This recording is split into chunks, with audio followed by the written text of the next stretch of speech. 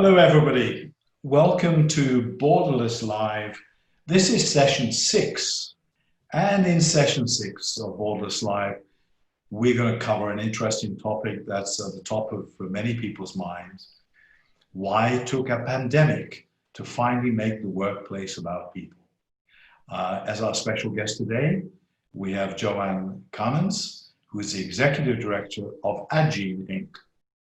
Joanne's going to take us through this really interesting topic and what she personally has done to make Addgene a very different place to work. So Joanne, why don't you start by maybe telling us a little bit about yourself, your background, a little bit about what Addgene does and how you keep yourself busy there. Sure. So I'm a molecular geneticist, and I worked in pharma and biotech for about 20 years. And about 9 years ago came to Addgene, which is a very interesting nonprofit in the biotech space. So we are unusual in that we are a profitable nonprofit, and that is even actually unusual for biotechs sometimes. So in fact, when we negotiated our lease, we had to convince the realtors that we were a good bet because we actually had revenue, which is not common for a biotech.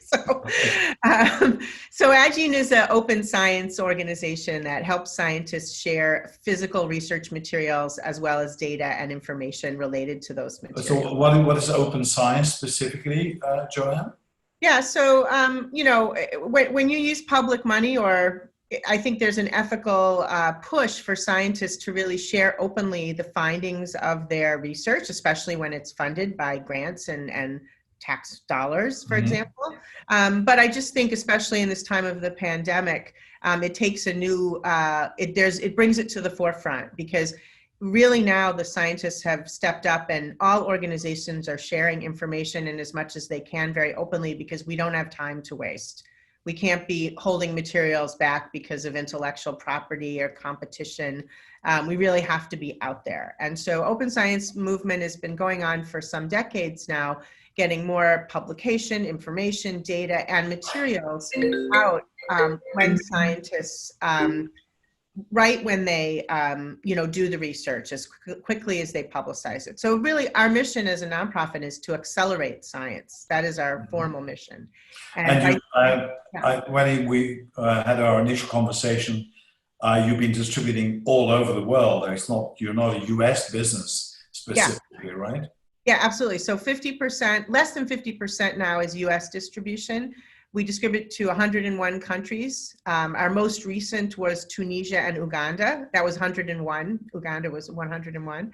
And we're very proud of bringing science together internationally. It's part of our mission and part of our, I would say our core values of the organization is to democratize these materials to help, everybody. Well, that's a very special environment, and I guess especially so during the recent months, of course. 100%. So all of the coronavirus related materials that were very quickly deposited. So we shut down for about 10 days in March just to get our heads together and figure out how to safely work. But we were essential personnel, and our lab team has been working hard since then, both receiving materials very quickly related to coronavirus and studying this type of virus, and then distributing out. We've already distributed about 10,000 samples to 40 countries related to COVID-19 research.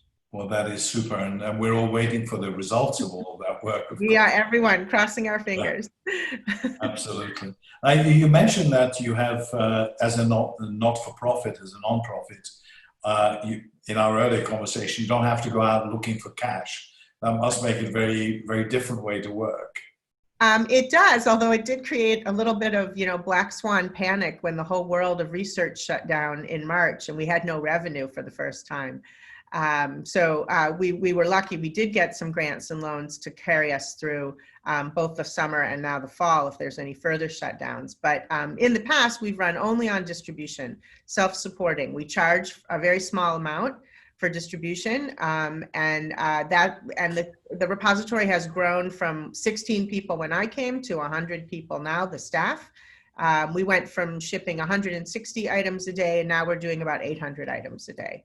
Right. So, and that's all been on, feedback, more distribution, more revenue, more people, more distribution, Right. more revenue, more people. Well, and you're coming into your 10th year, I think, Joanne, with Addgene.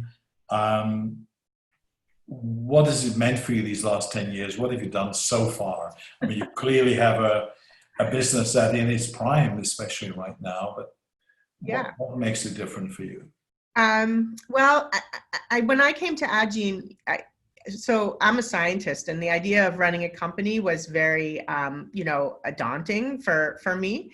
But I think I basically treated this like my little petri dish of how do you make a company be productive and effective. I have done a lot of volunteer and mission-driven work in the past. So I basically took those principles to Addgene, and now I got to sort of test out my theories about what would work for making a productive workplace. And what for me as I enter my 10th year is I think a lot of my experiments worked. I learned a lot along the way.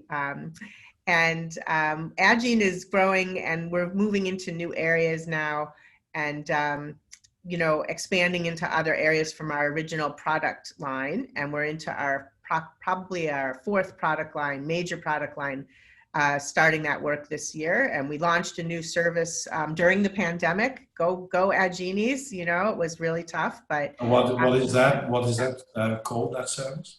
So the material we distribute are little circles of DNA called plasmids, and scientists wanted to receive those plasmids. So what are plasmids in 2 sentences? They're the molecular toolbox of biology.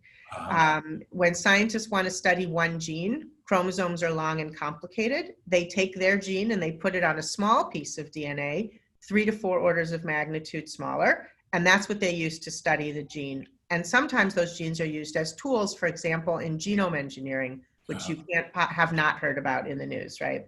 So we have all those tools in the repository, almost 100,000 of them.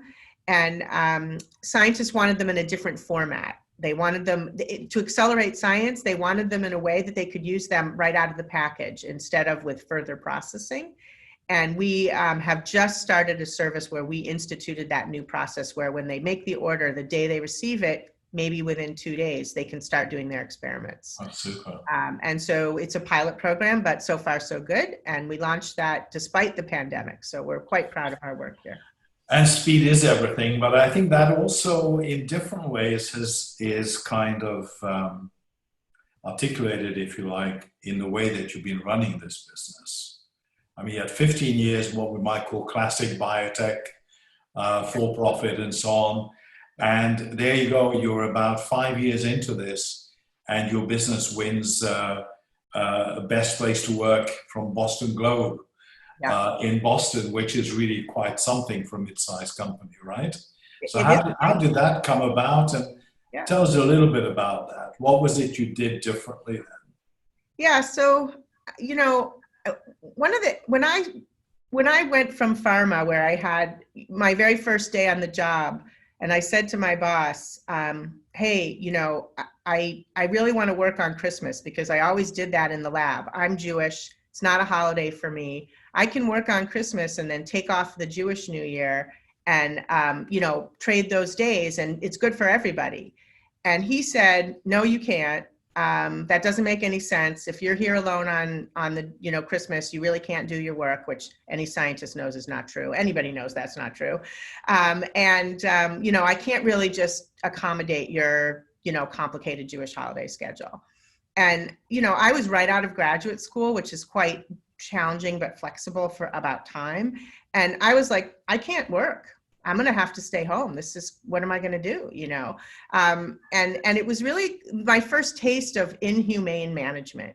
Like, what did it cost that person to trust me that I would work hard on Christmas and trade 2 days for 2 days and regain 2 of my precious vacation days, which were so limited, right? So I spent 20 years in inhumane management, butts in seats. How much time are you? Let's just slow that down. Inhumane management. Inhumane management. Right. You're not mispronouncing human management, right? No, inhumane. Like not thinking about me as a person. And, when I came to Addgene, I said, there's a better way. These are adults. They're talented. They're here because they believe in our mission. So I had one up. When you work at a nonprofit, people tend to have some interest and attachment in the mission, not always to the same extent, but we have 100 different people here. They don't have the same connection to the mission, but they all care about what we do. And so I said, I'm going to assume that these people all have good intentions, and we're going to figure out a better way to manage, which is what I call sort of radical flexibility. You have a job. I'm going to provide metrics about what needs to get done. It's a little harder than just counting how many hours you work. So that's the challenge of this type of management. You have to set goals and metrics that are clear and don't have to do with the number of hours that your butt is in your seat. And I call this butts in seats management, and I'm going to be radically flexible. I don't want you to worry if your refrigerator breaks and you have to wait for a repairman. I don't want you to think for a minute that if your child has a fever, you have to send them to school, which I had to do many times, doping up my kids with Tylenol. And inhumane management, right? Inhumane management, right? Like, people have responsibilities for their health, their partners, their families, their lives. I don't want anyone to have a panic that their job is at risk because they need to take care of those things. And that is our primary principle. You have complete flexibility to take care of your life. And then here's what we expect you to perform and do. And you can do that in the time that makes sense for you. And then the second part of making that work is making the workplace so much fun and the people so enjoyable that people want to come to work. Because we're suffering now because we are so separate with the pandemic. We're communicating through Zoom. We're creating relationship in a new way. But what I really want, and everybody asks me, will you have people come back? I want them to want to come back. I want them to see each other and be together. And so those are the two sort of core aspects that I'm sorry, there's one more. And that is a very, very strong focus on diversity and inclusion. And we've been doing that long before it was cool. I'm super excited to see everybody on my bandwagon now, by the way. So those were the three sort of pillars. That's very important. Yeah. Hey, I'm just going to stop you for a second, because I know there'll be lots of questions coming in people's minds. I want to just point out that there is a Q&A button if you scroll down to the bottom of your Zoom link. And by all means, put some questions in, and we'll do our very best to deal with them through this session. Great. Thanks for doing that. So you were saying those were three things at the top, and there were clearly some others, some other pieces of focus. I think you referred to that as excellent management. What are the principles you established there? Yeah, so, again, just speaking from my own personal experience, I've had great managers and poor managers, but I certainly believe that people don't leave companies, they leave bosses. And so the person that's managing them, their direct person who is giving them both support and feedback and information and connection to the organization, if that person isn't doing their job well, then the person that's working for them is going to want to leave. Turnover is expensive. It's deadly to a nonprofit. It's very straining on a small company, especially. People can't just churn in and out. It's very slows you down. So to get the maximum out of people, you want to reduce turnover. You want to go back to the principles of improving loyalty, which is something we've lost in the last, I would say, 3 to 4 decades. And so to do that, you have to have great management. And so we've focused on that very much. Nobody gets to manage at Addgene with no training. So what happens in science? They're good scientists, they're super smart, very competent at their technical work. And then somebody says, oh, we're going to promote you and you're going to manage 5 people. And that's not always their skill. They could be great at the technical part. Not everybody is a great manager. So we've really focused on giving management to people who want to like it, who want to learn, and who are willing to have that be part of their career. And then we train them and support them. And it's a familiar problem, of course. A great scientist who's a lousy manager, not because they want to be lousy, it's just that that's not what right. thing is. Or they never learned, or they just never learned. They had a poor role model, perhaps, in their training lab. Or yes. There are great mentors and managers in science, but not everyone. Yeah. I think one of the points that we discussed in our earlier conversations was the fact that being a manager of people in general tends to be what everybody brings up as their top ambition. They're very good scientists, but really to be seen, to be visible, you have to be a people manager. How have you overcome that? You know, I wouldn't say I've completely overcome it. I mean, most of our senior leaders manage people, but not always the same size group and not always the same type of management. So you can have a senior person managing senior independent people. That's less of a requirement on their management skills, perhaps. Mm-hmm. But one thing we have tried to do is make sure that you can be promoted fairly up a technical track without losing pay or prestige. And in fact, we've done this well enough that people have come to us who are managing and said to us, you know what, I don't like this. It's really, really stressful for me. I'm really introverted, and these are people, by the way, who are getting good reports as managers. Their people on their teams appreciate them because, by the way, introverts are fantastic listeners, which is your number one management skill. Sorry, what So were you saying? Wasn't it, listening. right? I mean, people forget that. People say, oh, you need to be extroverted and more out there. It's like, not really true. It's not. The best managers are actually the quiet ones, I believe. So that I have to fight for that. That is not my skill. So we have said to those people, okay, let's see what we can find for you. And if we can, we find them a technical track position that they can do something they're interested in. We're lucky. We have a lot of technical requirements at Addgene.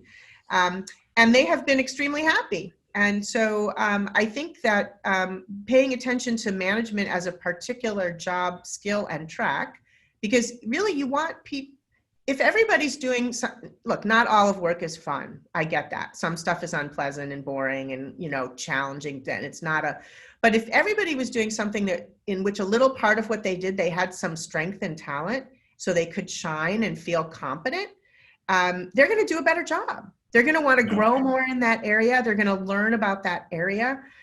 You're going to have a better employee in that role. So matching people with the right roles for them, not where mostly they can show their strengths or grow in a way that they're interested in, is just going to give you better employees, better productivity, everything. Yes, no question. And so you've got this non-management advancement track. But you still need to attract people, even though they know they may not get there. What are you doing to attract people into these kind of professional roles? Yeah, so I mean, we do a lot of promoting from within, which is great because you keep that institutional knowledge. And also, a lot of us are scientists and techies, and I think in particular that population, although I think this is true for everyone, people need to learn and grow to be interested in their jobs. They can't be stuck in a rut. And so we're constantly developing people, which means that many of our own people stay for a long time and move up into new roles and new challenges, even new departments. They don't necessarily just get promoted within their own department. Sometimes they create a new department, that we didn't even know we needed, and so we look for that initiative, and that is not hard to attract people to those types of positions. Now, within the scientific community, Addgene is quite popular, and so it's a little bit, as long as you don't want stock options, because we don't have that as a nonprofit, we actually are fortunate in that scientists, that particular population really wants to come work for us. So when we recruit, for example, a PhD position from the scientific community, we get hundreds of resumes. And most of our work is actually spent ensuring that we're hiring in a diverse fashion and in a way inclusively. So, yes. So attracting people to Addgene is, and another thing we do, one other important thing, we have a ton of co-ops and interns, and a lot of times they want to come work here full time after, because we make their experience fantastic, because it's a fantastic place to work. So we are lucky in that the hardest positions to recruit for, we use a stream of like a feeder stream of co-ops and interns. So for example, in Boston, there is -% unemployment for software coders. Yeah, absolutely. Yeah. Yeah, you can't hire that. You can't hire them, right? Really tough. Yeah. Yeah, so we have a steady stream of co-ops from the local Northeastern College and University in particular, and other universities in the area. And we have hired full-time already 5 of those. So yeah, that's one way we do it. Yeah. I mean, it sounds like you've developed a lot of very healthy principles, humane management principles. If I'm going to start up a new business today, and want to create an excellent culture, where do I start with that? I mean, you've had this 10 years, you've built up a very successful, highly recognized for being a different and great place to work. Yeah. What do you recommend to others to do? Yeah, I mean, so this is a thing I don't understand. We have a huge amount of venture capital in Boston, and I'm involved in a lot of this community of people, startups through venture, right? I do not understand why the venture companies are not pushing like a chief people officer, at least a consultant on every single startup that they have. They have like HR assist, they get benefits going and they have HR contracting.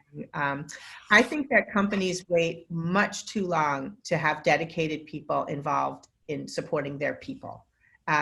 So for example, when I came to Addgene when we were 16 people, the first thing I did was hire a seasoned executive HR generalist to be my partner. And as soon as we could afford someone full-time, we brought on our first HR person, and we're 100 people, and we now have 2 full FTEs in HR that are not contracted, that are our people. Well, and just to make the point there, Joanne, just to make sure I've understood it correctly, these are not what you might call the technical HR guys. These are really looking at people rather than resources, right? Correct. And I would say our HR team does both. They do the technical parts. They're fabulous. But their focus is on, they are here for the people, not for me. Yes. They're part of our team, and they're here to support our people and to support diversity initiatives and to support best practices in hiring and lifestyle and perks and all those things, to make the benefits as good as we can, to respond to the needs. And so, and I think also hiring the right people, and also, I mean, not to get to sort of a negative aspect, but they need to be trusted so people can report harassment and mistreatment and, the occasional person who just doesn't get using careful language. So you need people that are trusted by the people to create that culture of safety and strength. And I think that startups wait way too long to do that. I mean, it should be one of the first things you start thinking about is what culture do you want? Because once you're at 20 people, your culture is there. If you've blown it, it's going to be hard to change. So I think that startups should start thinking about what their core values are from a cultural and management perspective, and not just dive headlong. I'm not saying the technology isn't important. I know what it's like. You have a short runway, a lot of money, and you have to produce very quickly. But I think if you don't bring the people piece in, you're going to lose talent. You're going to lose energy. You're not going to get the best people.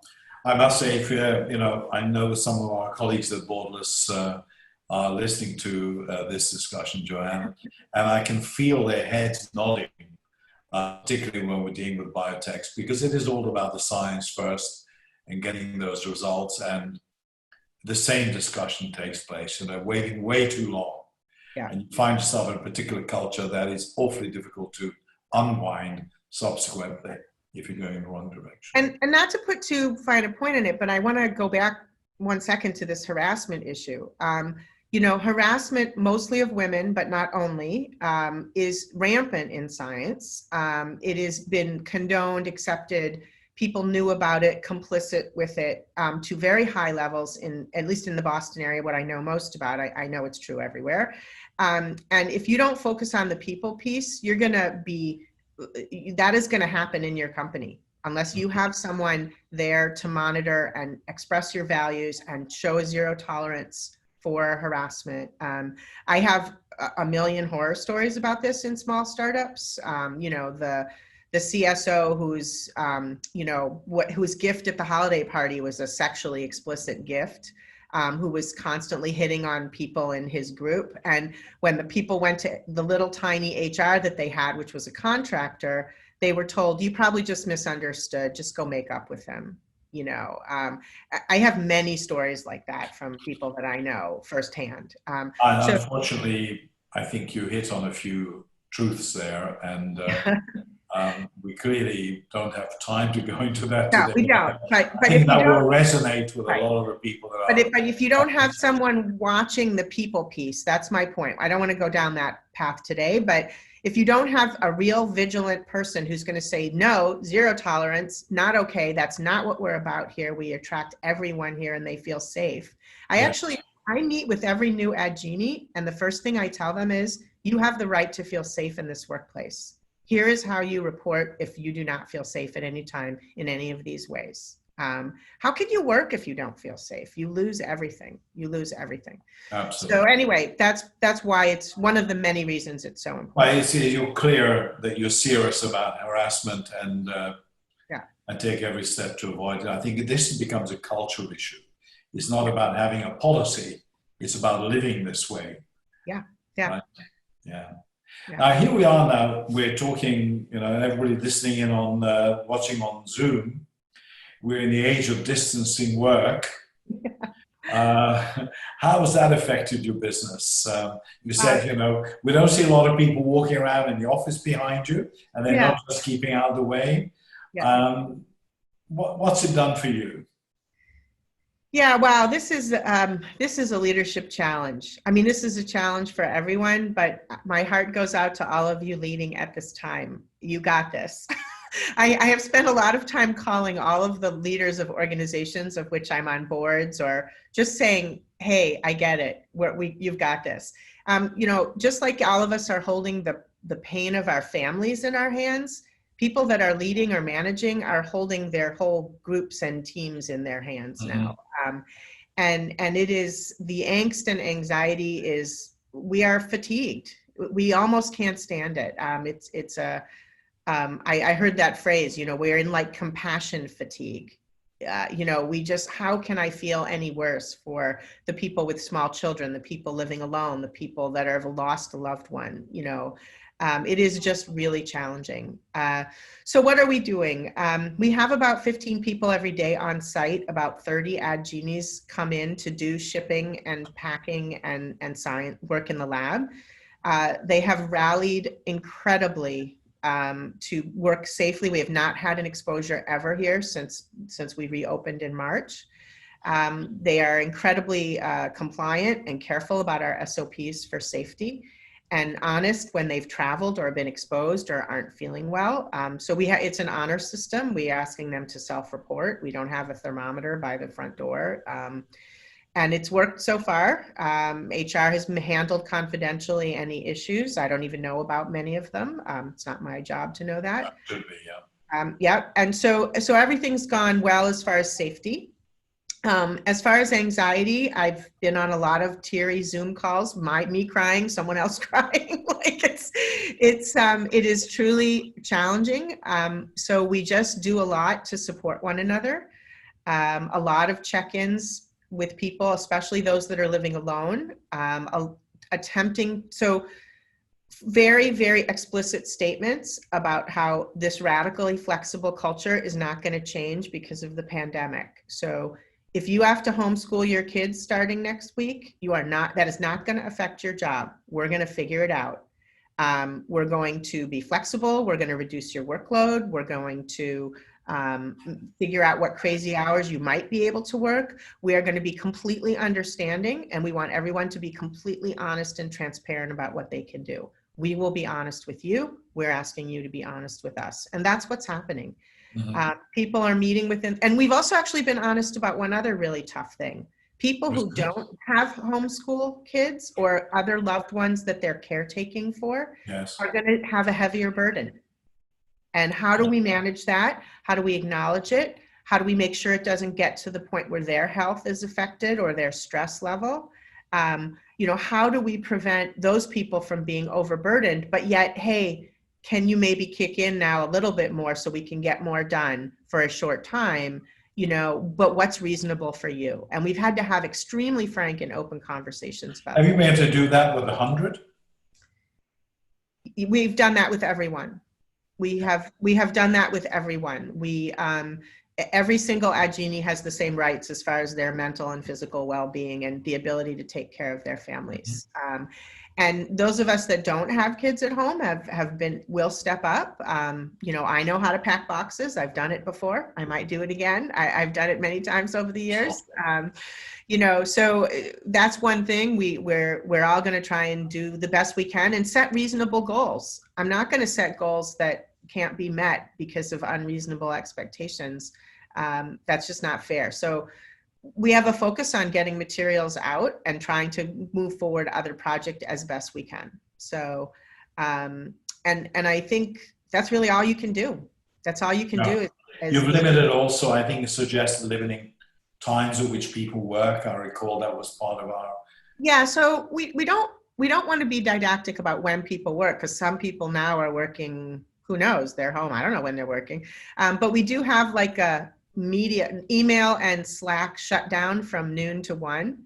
We want people to get up, take a break, have lunch with your family, you know, take a walk. It's been nice weather so far, you know, be healthy, right? Take a break. Because also, I don't think I have to tell people on this, Zoom fatigue is real.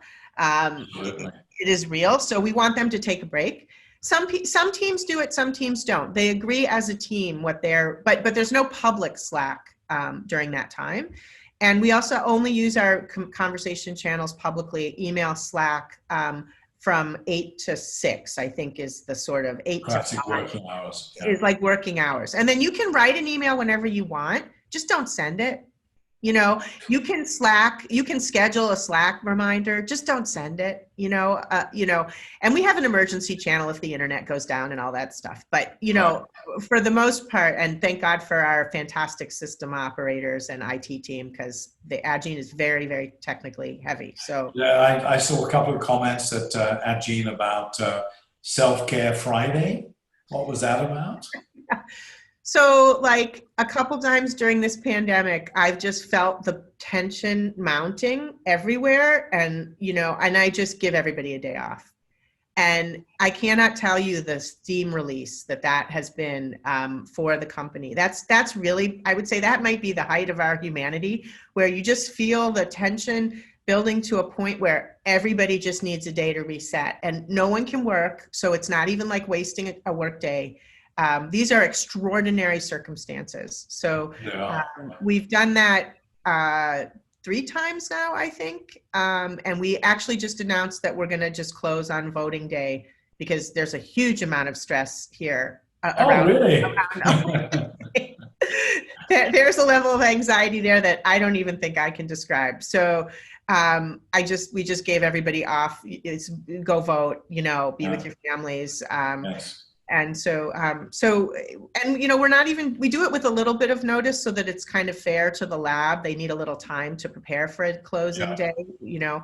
So we don't just say, oh, tomorrow it's a day off. That would be more stressful for the lab, so that wouldn't be nice. But like a week in advance or 2 weeks in advance, we say, this is an Addgene closed day. If you really need to work, take time off a different day, you know, like, but we basically are officially closed. And it's been great. That's really good. I saw some mention of fund committees and stuff like that, which look an interesting approach too. You know, we've had a few questions come in while we've been talking, and I mean, there's some really interesting ones to get some deep insight into how people are suffering in inhuman environments. One particular question came in. So, you know, what would you do, Joanne, to tell those bosses who don't believe in working from home that their employees won't necessarily cheat because they're at home? I mean, what does that mean to you? What does that say? Yeah, so I spent a really long time thinking about this because people do ask me, how do I change, you know, let's just call it like a dinosaur leader who doesn't. So I guess my first thought about this is not a moment in time. This is not just a thing that's going to pass. We have fundamentally changed the understanding of what work can be because it's proving to work. People are working home and they're working well, in some ways better than the people who are being pushed to, you know, commute 3 hours every day or whatever, you know, whatever it is. And so this is not a moment in time. So if you don't get on the bandwagon and understand it and be ready to take advantage of the positive aspects of this shift, which is employee loyalty, not just treating employees as FTEs, as money, but as people. So this is the fundamental topic of this discussion. They are people. They are not the same as a piece of equipment or anything like that. They are fundamentally different. And so this is not a moment in time. So I would say to those types of managers, use the business case. The probability is that companies that do not learn how to work with more remote and hybrid work environments are not going to succeed going forward. All of the data show that that is what is being successful for companies. So if you don't embrace those data and see how you can incorporate that into your new workplace, which is everybody's going to be new starting after this thing, it's a renewal almost.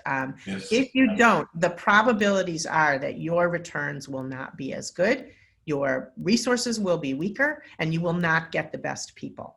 And you certainly won't keep the best people. So I think the only argument you can make for those sort of people is bring the data. Yeah. And I mean, I didn't need any data to know, like, I'm a person too. So how do I want to be treated? I basically just asked that question. How would I want to be treated? And that's just my starting point, and if everybody said, how would I want to be treated? And really we're honest about that, not, oh no, I love to work all the time, 70 hours a week, but we're really honest about what is good for their health and for people. I think it would be better. So I can't solve your problem for you, but I will tell you one thing. I don't believe very much in managing up.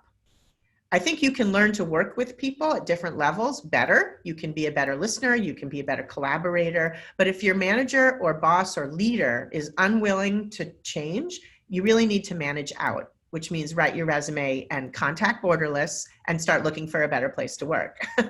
Because there are going to be great places to work, and you shouldn't waste your talent on a place that doesn't appreciate the human part of you, which is a pretty radical thing. But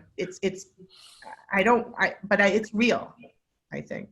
Yeah, indeed. By the way, we're trying very hard at Borderless to not use the word resources when we're talking about people.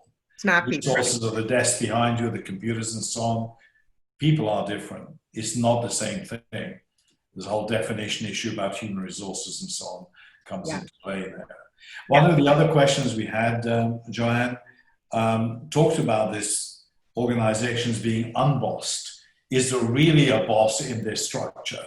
And it came after a book, I think, a couple of Danes, Jacob Butter and Lars Collin were mentioned in their book. How you adopted to this kind of, is it really unbossed? There's always a boss, isn't there, Joanne? Yeah, there is always a boss, and pretending there isn't one is like getting out of making them be good. Like, if you pretend there isn't one, then you don't need to train them and hold them to be good at their jobs and make it be part of their time, their resource. Yes. So if you don't have a boss, then you don't say, oh, 30% of your time is spent on managing people, which is what we do, depending on the number of people, right? We expect you to spend time managing people. That's part of your resource, if you will, right? If you don't have bosses, you can pretend that doesn't exist. So it's just done poorly. So when I think I mentioned to you when we were talking, when I took this job, I actually looked into that because I do believe in autonomy and initiative and people driving their own functions. So I'm like, maybe that would work. And then the more reading I did and the more kind of understanding of it, is that it falls woefully short. Everybody needs feedback, positive, corrective, assistive, communication. And I think if you don't have a structure where everyone has that cheerleader who is their manager or supervisor, whatever you want to call it, who's bringing all of that to the table, yes. They will not be successful in the workplace, in my opinion, because it gets too big, right? I mean, when I was one of 16, I could touch all the people at Addgene a little bit and know what was going on. I can't do it anymore. And we're just 100. What if you're 8,000? What if you're 20,000? You have to have managers that touch the people the way you want them. You want to do it. And trust that, right? So it takes training and time. So the whole Unbossed thing, I think, is, now I will say that one of the reasons why we read about it is I talked about this. Zappos was one of the companies I think that was doing this structure. Yes. And one thing we do at Addgene, like Zappos, which is customer support and service. So the way we learned a lot from Zappos about how to speak and serve our customers. We're super popular for that reason. We get like 98, 99% excellent scores on our customer service, you know. So they got some things right. I think the intentions of unbossing are good. I think it doesn't work in execution. Right. Yeah. That's a very good point. There's something which another one of our guests here brought up, which is what's happening already today, and well, unfortunately, I think will happen a great deal more as this whole crisis unfolds, is how you face the prospect of letting people go if necessary. Now, you've been at the opposite end, you've been building for 10 years. What happens? Oh, you know, like this, literally, I've been in my office for 4 months, and this is the first time someone has knocked on my window. There you go. There you go. Well, you're in a humane business, I think. And he is wearing his mask. He's wearing his mask. Everyone is wearing it. So, you know, what about the prospect of letting people go, Joanne? Yeah. So we did have to furlough people for a part of the summer just to garner our financial resources while we made it through the worst of it. And we did a salary cap, and we also we reduced force by a few people that were you know, we had to lower expenses very quickly. So there's really kind of only one thing I think you can do, which is be as transparent as possible while protecting the confidentiality of the people that are involved, you know. So it wasn't easy. It's never going to be perfect. We tried many different ways of communicating, like giving people warning, not giving people warning. We tried a number of things.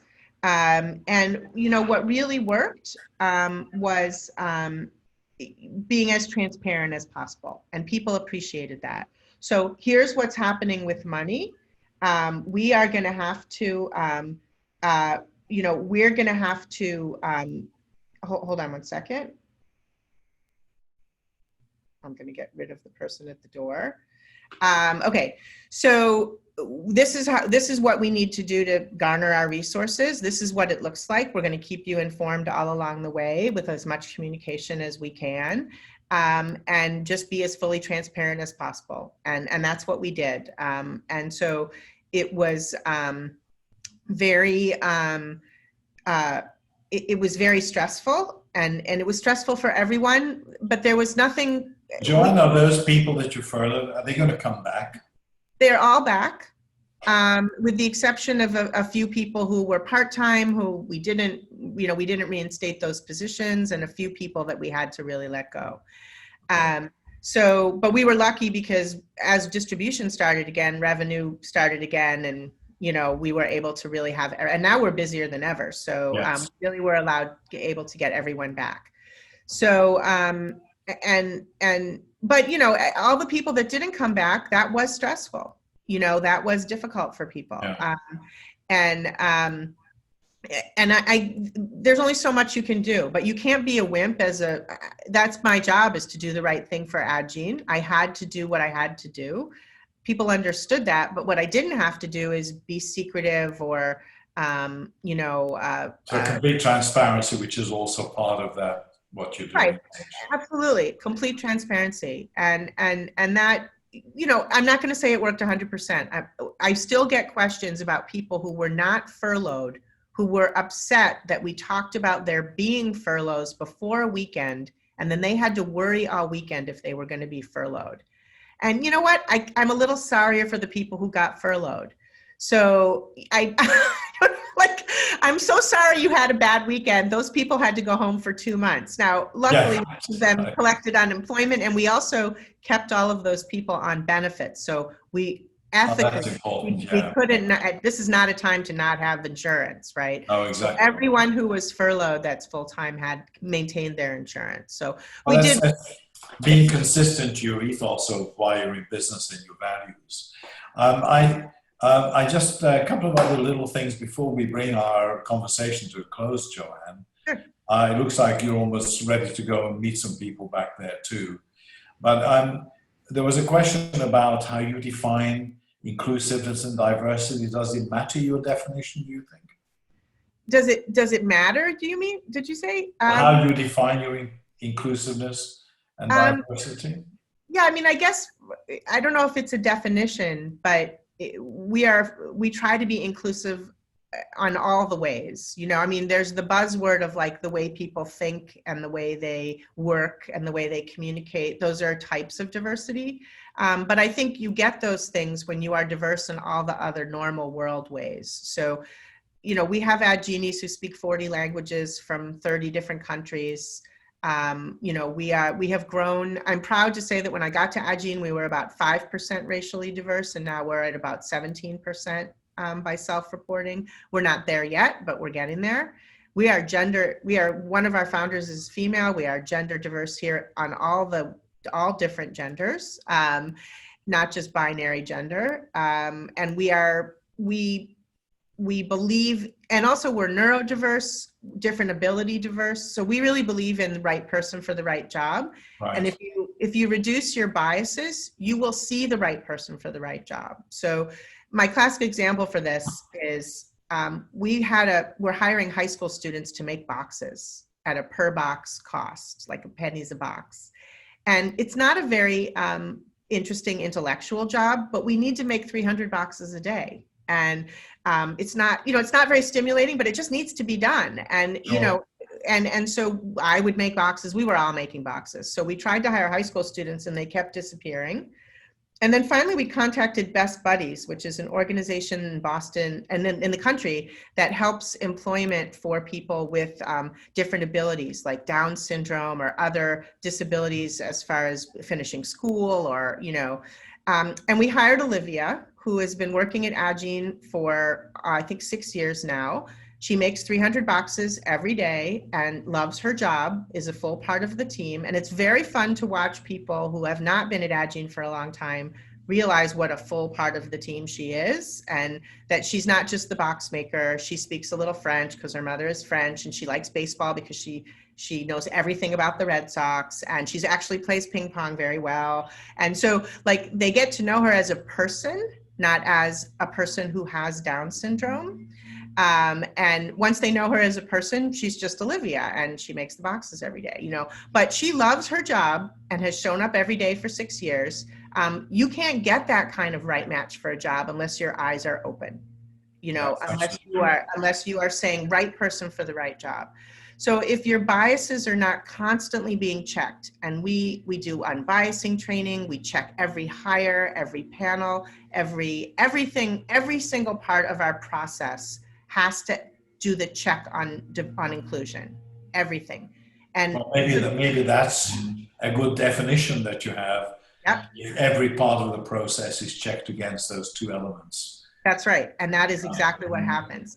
You know, I was in book club the other day. We were doing, as part of the renewed interest in racial diversity because of this crisis in this country, we did a book club on Ta-Nehisi Coates' Between the World and Me, which is a quite excellent book. And I used the phrase Black slaves, which in the current climate is not really appropriate, because it's just like you don't say someone is something, they are a person with something. So what you're supposed to say is enslaved African Americans, which is the correct language. And one of my own employees called me on it.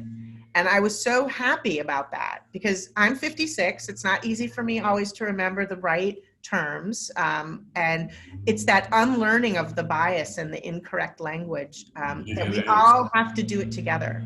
So it's really it's really culturally important that we work together at removing bias. So I don't know if that's very well put, Joanne. You obviously made a super success of all of that. And given you're looking back in the last 10 years and knowing what you've achieved and knowing these awards that your company has gained, is there any one thing you do differently still? Oh, I've made many, many mistakes. There's so many things. Like, that's what an experiment is. It's like, it's the trial and error. So, I have done many things. I would be a better listener. I heard a person I respect really, really well said, you can't just listen to, you have to listen for. And I'm not the best listener, so I'm still learning the listen for. And so I think what I would probably do differently is be more effective at that. Listening. Yeah. Yeah. Well, that's really been super talking with you. We've had just another comment popped up here. The fact that your fellow Addgene corrected you is a wonderful endorsement of all of the things that you've done and that you stand for. And on behalf of all of our guests, I want to thank you for taking this time with us and wish you continuing success and lots of success supplying all these things to the professional all over the world. And I hope they come up with an answer soon enough through all of your support. Joanne, thank you very much indeed. Thank you. With that, I'd like to say thank you for all the guests that have attended. We're going to be able to follow up with you in the next 48 hours online, catch up with us also for upcoming events, and eventually also on YouTube for a revisit of this session. So thanks to you all, and thank you especially, Joanne, for a really stimulating, wonderful session. Thanks so much. Thank you.